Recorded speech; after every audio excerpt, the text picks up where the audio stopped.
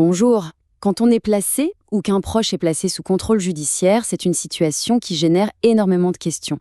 Et c'est bien normal, c'est une mesure qui est souvent mal comprise. Alors dans cette présentation, on va décortiquer ensemble ce que ça implique vraiment pour avoir une vision beaucoup plus claire de la situation. Se retrouver du jour au lendemain sous contrôle judiciaire, c'est une expérience qui peut être vraiment stressante et source de beaucoup de confusion. Les questions se bousculent dans la tête et c'est souvent l'incertitude qui domine. Alors, la toute première chose, et c'est vraiment le point le plus important à retenir, c'est celui-ci. Le contrôle judiciaire, ce n'est pas une condamnation. Ça ne veut absolument pas dire qu'une personne est déclarée coupable. C'est une mesure provisoire qui est prise pendant une enquête ou une instruction. Voici notre feuille de route pour y voir plus clair. On va commencer par définir ce qu'est le contrôle judiciaire, ensuite on va détailler les obligations les plus fréquentes, on verra comment on peut les faire évoluer, on analysera les risques, et pour finir, on synthétisera les 3 points essentiels à garder en tête. Allez, on commence par la première section. Qu'est-ce que c'est exactement? Pour bien comprendre de quoi on parle, il faut d'abord poser une définition précise. En fait, le contrôle judiciaire, c'est un ensemble d'obligations qu'on impose à une personne mise en examen. Il faut savoir que dans le système français, la liberté, c'est le principe. Cette mesure, c'est donc une alternative à la détention provisoire, la prison, qui, elle, doit rester l'exception. Le but, c'est de s'assurer que la personne reste bien disponible pour la justice, tout en lui permettant de rester libre en attendant son procès. Et c'est vraiment crucial de bien faire la différence avec la détention provisoire. D'un côté, la détention, on parle d'incarcération en prison. La liberté est complètement perdue.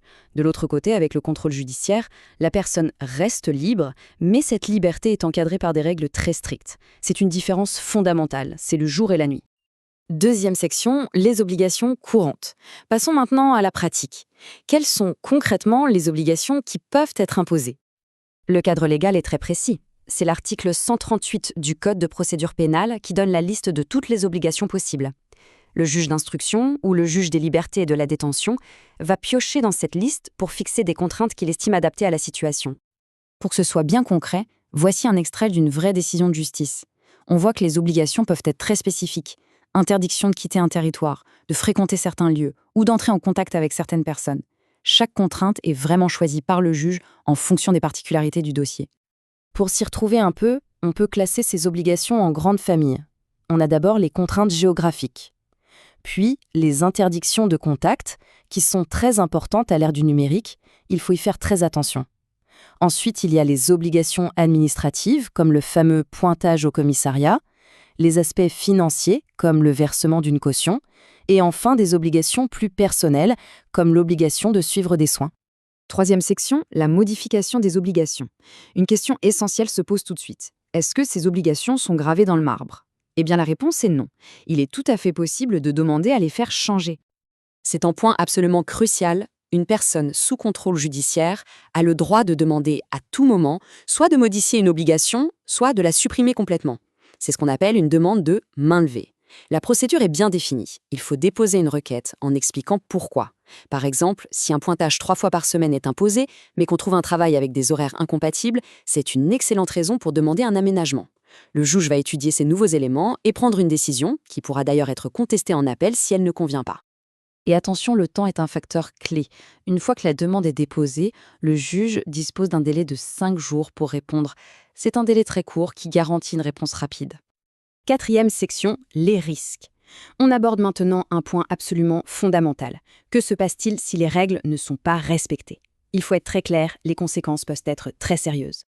En cas de non-respect, même d'une seule obligation, une procédure s'enclenche. Le juge peut délivrer un mandat pour faire comparaître la personne. Et le risque majeur, c'est la révocation du contrôle judiciaire. Si le juge estime que la confiance est rompue, il peut tout simplement y mettre fin et ordonner le placement en détention provisoire. C'est pour cette raison que le respect scrupuleux de chaque obligation est absolument primordial. Cinquième et dernière section, les points clés. On arrive à la fin de cette présentation. Si on devait résumer l'essentiel, voici les 3 points qu'il faut absolument garder en tête. Premièrement, le contrôle judiciaire est provisoire. Ce n'est pas un jugement de culpabilité. Deuxièmement, les droits de la personne sont là, et notamment celui de demander un aménagement des contraintes à tout moment. Et troisièmement, la discipline est la clé. Respecter les obligations, c'est la meilleure garantie pour conserver sa liberté jusqu'au procès. Et on termine avec cette question qui est vraiment essentielle. Les obligations qui ont été imposées sont-elles justifiées et proportionnelles? Chaque contrainte doit l'être.